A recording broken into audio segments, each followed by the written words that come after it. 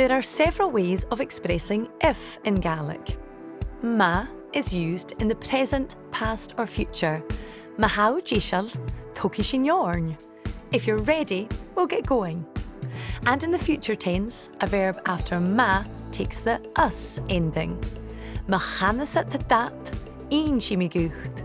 If they say anything, I'll tell you. But with a conditional verb, when talking about a hypothetical situation, we use not ma, but nan.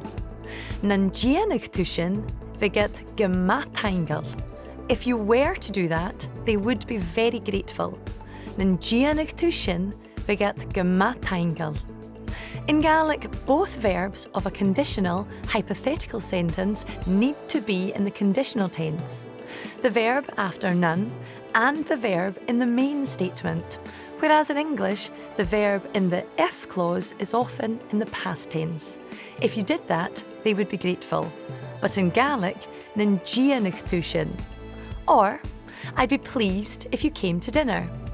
Bhíonn tollaichte nan chicuchtú go Not mahaniku, but nan chicuchtú.